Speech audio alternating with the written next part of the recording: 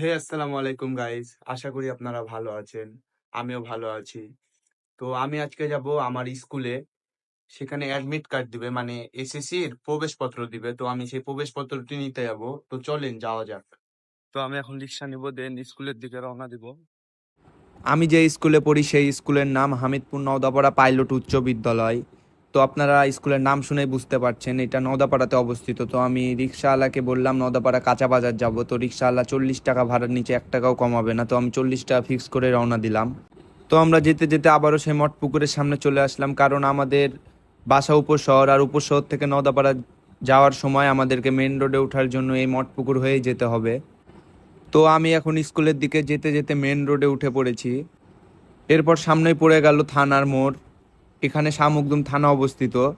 আর শাহ মখদুম থানা পার করেই চলে আসে শারীরিক শিক্ষা কলেজ। এই শারীরিক শিক্ষা কলেজে আমরা প্রতি শুক্রবার বিকালবেলা ফুটবল খেলা করি। এরপর চলে আসে পোস্টাল। এই পোস্টালের ভিতরে একটি স্কুল রয়েছে এবং 2টি খেলার মাঠ রয়েছে এবং একটি পুকুর রয়েছে, সুন্দর সুন্দর ফুলের গাছ রয়েছে। এক কথায় পোস্টালের ভিতরটা দেখতে অসাধারণ। তো ফাইনালি আমি স্কুলের সামনে চলে আসলাম। এই যে এটাই আমার স্কুল। এই স্কুলের সাথে অনেক স্মৃতি জড়িয়ে আছে। স্কুলটি দেখলেই ভালো লাগে। এখন আমরা স্কুলের ভিতরে প্রবেশ করছি এবং ফাইনালি আমার এসএসসির প্রবেশপত্র নেওয়াও শেষ। এই যে এটাই আমার স্কুল। স্কুলটা অনেক বড়, 6 তলা, এবং আমার প্রবেশপত্র আমার হাতে। এই যে প্রবেশপত্র আমার এসএসসির। এবং সামনে যাকে দেখছেন এটা আমার বন্ধু আসিফ। এ আমাকে বারবার বলছিল আমাকে ক্যামেরাতে নিস না, আমার লজ্জা লাগে। ছেলে মানুষের কিসের ক্যামেরার সামনে যাইতে লজ্জা, এটাই আমি বুঝি না, কিন্তু তার নাকি লজ্জা লাগে। তারপরে প্রবেশপত্র নেওয়া শেষ করে আমরা স্কুল থেকে বের হয়ে গেলাম। তারপরে স্কুল থেকে বের হয়ে রাস্তা পার হয়ে আমি রিক্সা নেওয়ার জন্য দাঁড়িয়েছিলাম প্রায় 20 মিনিট। রিক্সা পাচ্ছিলাম না এবং অনেক রোদও ছিল। এবং ফাইনালি আমি রিক্সা পেয়ে গেলাম 20 মিনিট পর। এবং এই রিক্সাওয়ালা আমার সাথেও আমি 40 টাকায় ভাড়া ঠিক করলাম, যেহেতু আমি 40 টাকায় এসেছিলাম। তো আবারও থানার মোড়ের সামনে দিয়ে এখন আমি বাসাতে যাচ্ছি।